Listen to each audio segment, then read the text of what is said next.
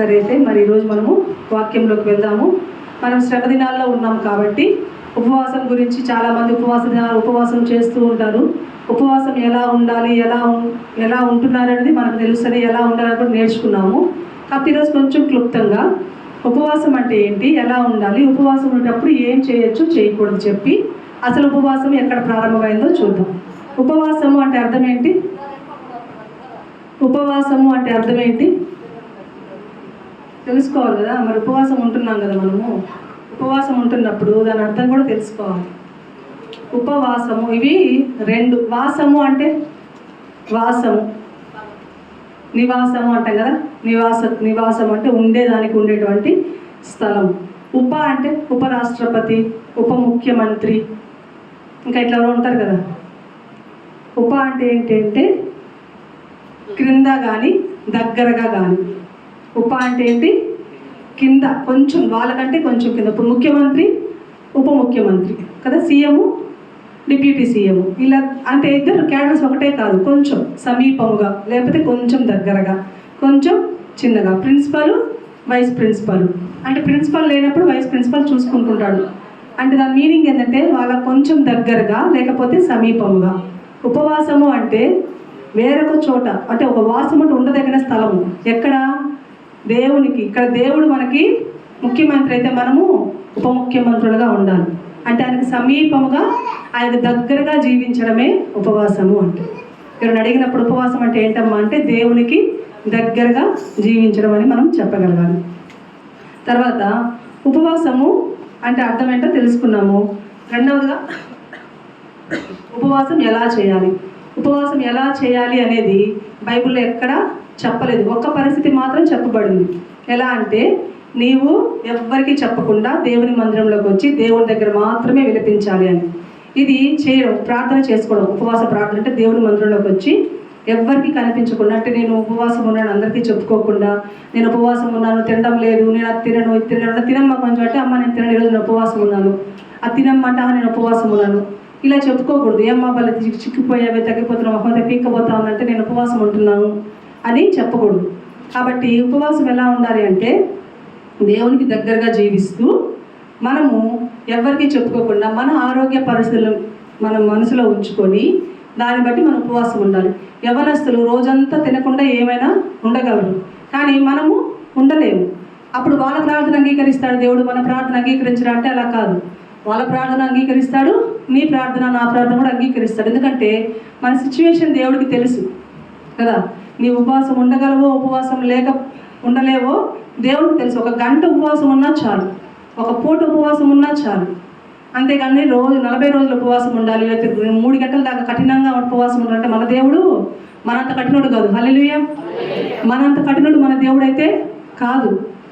మనం ఉపవాసం ఉండలేకపోతే దేవునికి తెలుసు నీ పరిస్థితి. ఉద్యోగం చేసేవాళ్ళు పొద్దున్నే ఏం తినకుండా ఉద్యోగానికి వెళ్ళి మధ్యాహ్నం 3 గంటల దాకా ఉపవాసం ఉండి 3 గంటల తర్వాత క్యారేజ్ ఓపెన్ చేసుకొని నేను ఉపవాసం ఉన్నాను తిన్నా, ఇవన్నీ వేస్ట్. ప్రార్థన చేసావా పొద్దున్నుంచి, వాక్యం చదివావా పొద్దున్నుంచి, స్తుతులు చెప్పుకున్నావా, ఇవి ఏమి చేయకుండా నీ పనులు చేసుకుంటా పనిలో పడిపోయి ఉపవాసం ఉంటే వ్యర్థం అది.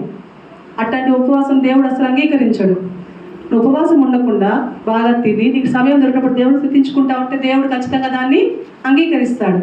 అంతేగాని ఉపవాసం అంటే కఠినపరుచుకొని అందరిలాగా అప్పుడు ఆ పిల్లోడితో కలిసి మనం ఉండాలంటే ఉండలేము. ఆ అబ్బాయి వయసు 20 సంవత్సరాలు, మనకి 40 సంవత్సరాలు వ్యత్యాసం ఉంటుంది. మనకంటే పెద్దవాళ్ళు, షుగర్ ఉన్నవాళ్ళు, బీపీ ఉన్నవాళ్ళు, ఇవన్నీ మీరు దేవుని దృష్టిలో ఇవన్నీ ఉండవు. మీరు ఇవన్నీ లెక్క చేయకండి. నేను ఉపవాసం ఉంటేనే శ్రమ దినాలు అంటే నేను ఉండలేకపోతున్నాను, అందరూ ఉంటున్నారు అంటే దిగులు పడబాకండి. ఉద్యోగం చేసేవాళ్ళు సాయంత్రం వచ్చి దేవునితో గడపండి సమయాన్ని, అది చాలు. కాబట్టి ఉపవాసం ఎలా ఉండాలనేది మన యొక్క స్థితిగతులను మనము బేరీజ్ వేసుకొని దాని ప్రకారంగా మనము ఉపవాసం ఉండాలి. తర్వాత ఉపవాసం ఎలా ఉండకూడదు అంటే ఇదే నేను చెప్పాను కదా. ఉపవాసం ఉన్న టైంలో ఏం తినరు, నీళ్ళు కూడా తాగరు, కానీ ఏం చేస్తుంటారు, పడుకొని ఫోన్ మాత్రం కంటిన్యూస్గా చూస్తూ ఉంటారు. దేవునికి ఇష్టమా? టీవీ కంటిన్యూస్గా చూస్తూ ఉంటారు. దేవునికి ఇష్టమా? బయటికి వెళ్ళి పనులు చూసుకుంటారు. ఇవన్నీ ఉపవాసం ఉండి వ్యర్థము. నువ్వు కొంచెం కూడా దాని ద్వారా ఉపయోగం పొందలేవు. కాబట్టి ఉపవాసం అనేది ఎలా ఉండాలో నేర్చుకోండి. మీ యొక్క స్థితిగతులను బట్టి నేను ఈ పూట ఉండగలను, లేకపోతే శుక్రవారం ఉంటాను, లేకపోతే ఒక్క పూట ఉంటాను, లేదా అసలు నేను ఉండలేను ప్రభా, నేను తినకపోతే అసలు నా శరీరము సహకరించట్లేదు నాయన, నేను నీకు ప్రార్థన చేసుకుంటాను, నేను స్థుతించుకుంటా అంటే దేవుడు ఖచ్చితంగా కూడా నీ ప్రార్థన అంగీకరిస్తాడు. హల్లెలూయా. కాబట్టి ఉపవాసం అంటే ఏంటో తెలుసుకున్నాం. ఉపవాసం అంటే దేవునికి దగ్గరగా జీవించడం. ఎలా ఉండాలి, ఎలా ఉండకూడదో కూడా తెలుసుకున్నాం. మరి ఇప్పుడు ఇంకొక ప్రశ్న. ఫస్ట్ ప్రార్థన ఎక్కడ మొదలైంది? ప్రార్థన ఆదికాండంలో షేతు దగ్గర ప్రార్థన ప్రారంభమైంది. ఉపవాసం, మొదటి ఉపవాసం ఎక్కడ ప్రారంభమైంది బైబిల్లో? న్యాయాధిపతులు. ఎవరు చెప్పారు? సూపర్, న్యాయాధిపతుల్లో. చూద్దాము. ఈరోజు మన ధ్యానాంశము అదే. ఇదంతా మనం వివరించడానికి చాలా సమయం పడుతుంది. ఆదికాండం నుంచి న్యాయాధిపతుల వరకు దగ్గర 400 సంవత్సరాలు గడిచినాయి. అంటే ఇజ్రాయేలు ఐగుప్తులోకి నుంచి బానిసత్వం నుంచి విడిపింపబడి, తర్వాత అరణ్యంలో నడిచి, తర్వాత యెహోషువ కాలంలో నుంచి న్యాయాధిపతుల కాలంలోకి వచ్చి ఆఖరాలో ఒక సంఘటన జరగద్ది. అది మనకి చదువుకుంటూ వెళ్ళాలంటే కష్టము. న్యాయాధిపతుల గ్రంథము మీరు దాన్ని చదవగలిగితే, ఓపిక ఉంటే ఇంటికి వెళ్ళి చదవండి. 20వ అధ్యాయం నుంచి మొత్తం మీరు చదువుకోగలిగితే మీకు న్యాయాధిపతుల్లో అసలు ఏం జరిగింది, ఎందుకు వాళ్ళు ఉపవాసం ఉండాల్సి వచ్చింది అనేది అర్థమవుద్ది. దీన్ని నేను చిన్న కథలాగా మీకు చెప్పి నేను ముగిస్తాను. ఇజ్రాయెల్ దేశంలో ఒక లేవీయుడు ఉన్నాడు అనమాట. లేవీయుడు ఆయన తన భార్యను తీసుకొని ప్రయాణమై పోతూ ఉంటాడు. జాగ్రత్తగా వినండి. ఉపవాసం ఎక్కడ ప్రారంభమైంది, ఎందుకు ప్రారంభమైంది అనే దాన్ని మనం ఈరోజు తెలుసుకోబోతున్నాం. తన భార్యను తీసుకుపోతున్నప్పుడు చాలా లేట్ అయిపోయింది, పొద్దుపోయింది అనమాట. అప్పుడు ఆయన ఏం చేస్తాడంటే బెన్యామీన్ ఊరిలో ఉంటాడనమాట. అంటే పొద్దుపోయి, ఇప్పుడు మనం కూడా ప్రయాణం చేస్తూ ఉంటాం, చాలా బహుదూర ప్రయాణం చేస్తుంటాం. ఇంకా ట్రైన్స్ ఉండవు, లేకపోతే బస్సు లేదు, మనం ప్రయాణం ఇంకా చేయలేము. అన్నప్పుడు ఏం చేస్తాము, ఏదో ఒక దగ్గర ఆగి అక్కడ మనం బస చేసి మళ్ళీ పక్క రోజు పోదాంలే అనుకుంటాం.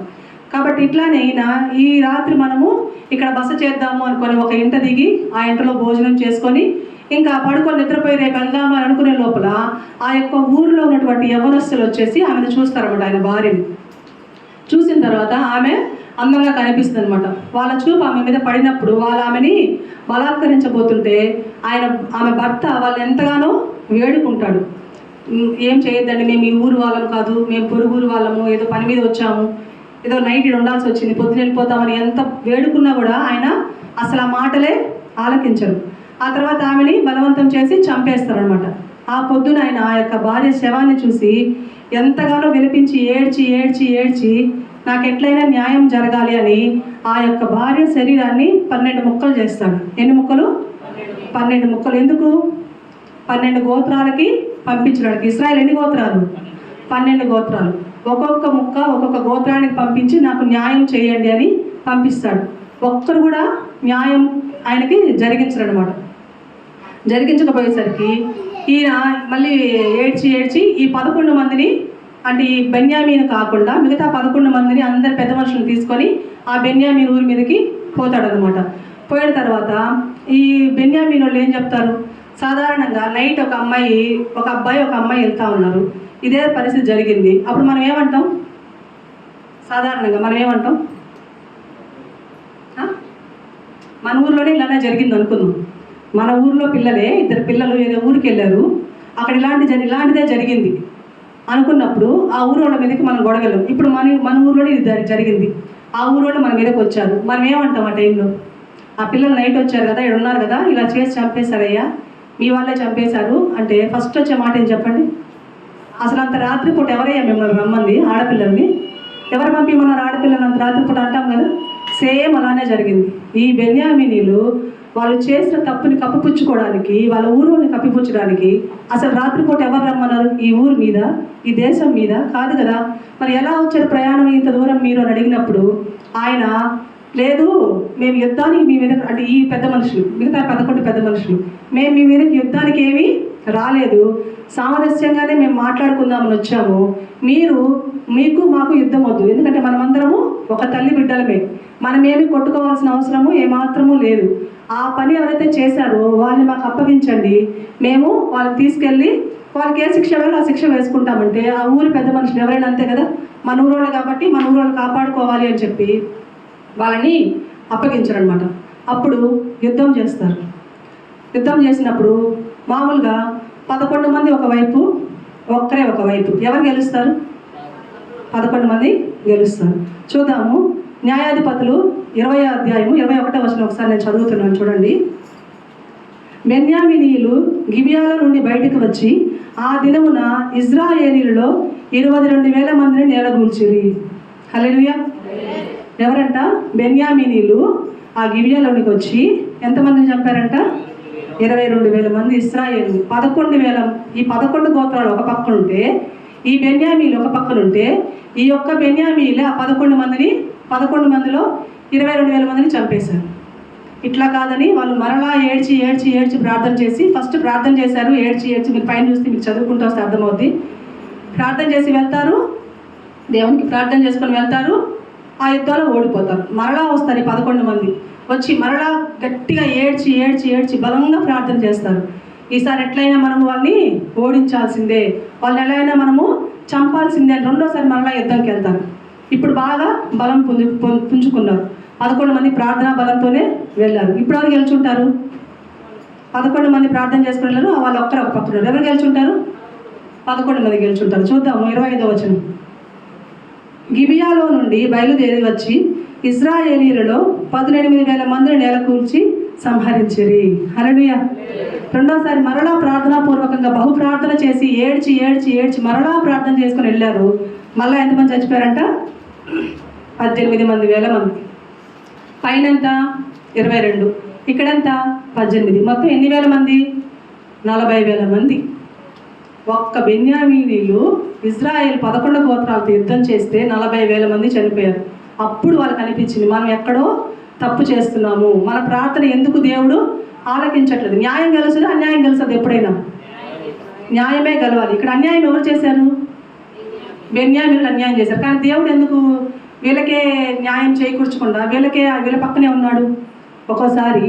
ఒక్కోసారి అన్యాయం మీద న్యాయం గెలవదు. మనం అనుకుంటాం ఎక్కడున్నాడు దేవుడు అని. అన్యాయం మీద న్యాయము గెలవదు. అప్పుడు మనకు అనిపిస్తుంది, న్యాయం నా పక్కన ఉంటే నేను ఎందుకు ఓడిపోతున్నాను? నేను చేసే ప్రార్థనలో ఏ లోపం ఉంది?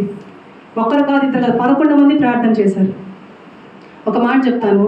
హాబీ లోబీ అనే ఒక షాపింగ్ మాల్ ఉందంట అమెరికా దేశంలో. సంపన్న దేశమైన అమెరికా దేశంలో హాబీ లోబీ, మీరు కాటి గూగుల్లో కొట్టుకుంటే వస్తుంది. ఇది వరల్డ్లోనే బిగ్గెస్ట్ మాల్ అనమాట. ఆయన పేరు డేవిడ్ గ్రీన్. ఈయన చాలా మంచి క్రైస్తవ కుటుంబం నుంచి వచ్చాడు. అతని తల్లి మంచి క్రైస్తవ విలువలతో అతన్ని పెంచింది. ఆయన ఒక కంపెనీలో పనిచేస్తూ ఉన్నాడు అనమాట. పనిచేస్తూ ఉంటే ఆ తర్వాత వీళ్ళమ్మ ప్రార్థన ఫలితము, లేకపోతే వీళ్ళమ్మ చేసిన ప్రార్థన ఆయన ఒక చిన్న షాపింగ్ మాల్ పెట్టుకోవడానికి సహకరించింది. ఆ తర్వాత ఆ కంపెనీలో చేస్తా ఆయన ఈ కంపెనీ షాపింగ్ మాల్ పెట్టుకుంటానే ఒక చిన్న వస్తువు ఆయన దగ్గర తెచ్చి పెట్టుకున్నాడు. వాళ్ళమ్మ ఇదేంటి అని అడిగిందంట. ఇదేముందిలేమ్మా, చిన్నదే కదంటే, చిన్నదైనా పరాయసం మంచిది కాదు నాన్న, ఇచ్చేసేయండి. ఇంత చిన్నదానికి వాళ్ళ లక్షల్లో ఉంది, నేను ₹1 తెచ్చుకున్నాను, దీనికి ఏమవుతుందమ్మా అంటే, లేదు మన దేవుడు ఏం చెప్పాడు, పరునిది ఏది నీవు ఆశించకూడదు. ఆకాను తెచ్చింది చాలా చిన్నదే, కానీ ఆకాను వల్ల ఏమైంది? ఆకాను కుటుంబం అంతా చిన్న బిడ్డలతో సహా రాళ్ళతో కొట్టి ఆకాను లోయలో చంపవేయబడ్డారు. కాబట్టి చిన్నదైనా సరే మనది వద్దు, ఇచ్చేసేయి, వాళ్ళకి ఇచ్చేసి మనం ప్రార్థనతోనే మనము ఈ యొక్క షాపింగ్ మాల్ని చేసుకుందామని చెప్పి చేసిందనమాట. చేసిన తర్వాత కొద్ది కొద్దిగా విస్తరించడం మొదలుపెట్టి అమెరికా దేశం అంతా ఈ హాబీ లోబీ అనేటువంటి, ఇది ఆయన చెప్పిన సాక్ష్యమే, ఈ షాపింగ్ మాల్స్ బహుగా విస్తరించేసి కోట్లలో వాళ్ళకి టర్న్ ఓవర్ జరుగుతూ ఉంది. అటువంటి సమయంలో గవర్నమెంట్ ఒక తీర్పు ఇచ్చింది.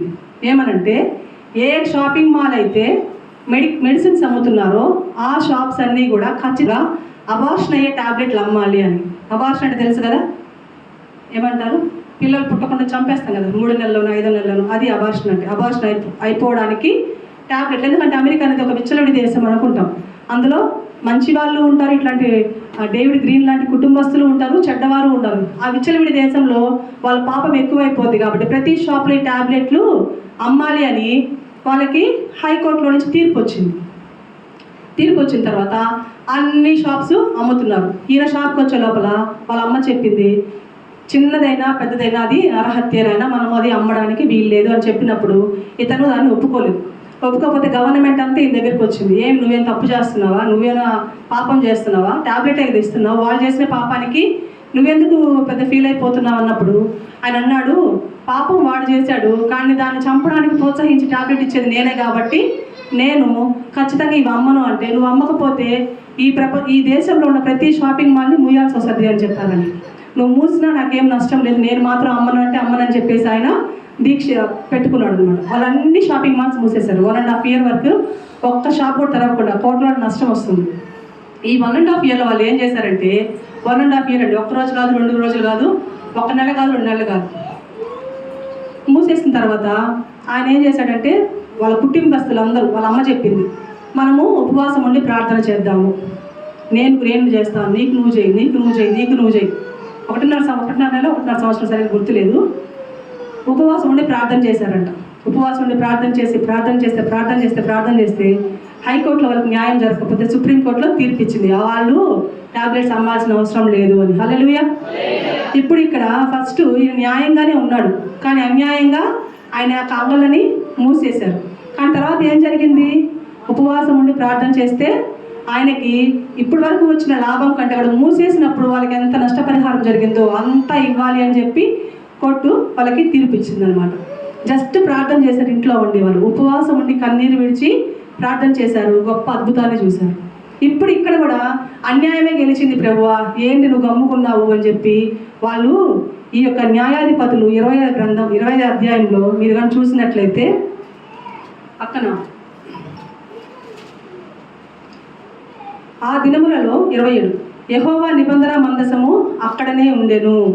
యెహోవా మందసము అక్కడే ఉందంట. యెహోవా మందసం మన దగ్గర ఉంది, అయినా కూడా మనము ఎందుకు ఓడిపోతున్నాము అనుకుంటే 26వ వచనం, వీరందరూ కత్తి దూయువారు.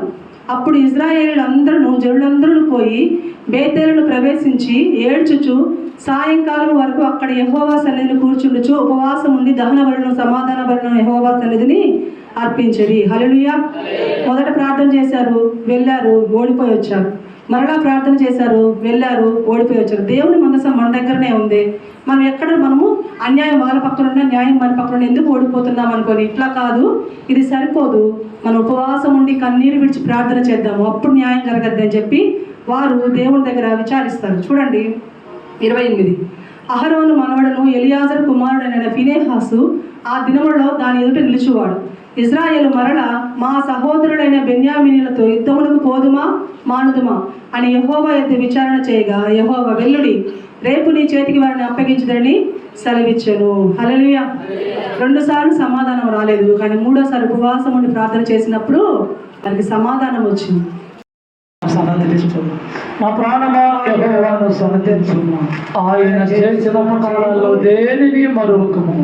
నా ప్రాణమా యెహోవాను సన్నతించుము. పరమ తండ్రి అయిన యెహోవా దేవుని ప్రేమ, మన ప్రభు మన రక్షకుడు యేసుక్రీస్తు వారి కృపా కనికరం, పరిశుద్ధాత్మ దేవుడు అన్ని ఉన్న సహవాసం కాపుదల భద్రత నడిపి ఇప్పుడు ఎల్లప్పుడూ సకల పరిశుద్ధులకు ఈ దినమున ఆయన సన్నిధిలో ఉన్న నీకు నాకు మన కుటుంబాలకు సేవకు మా దేవుని తల్లని దయతోడై ఉండను గాక.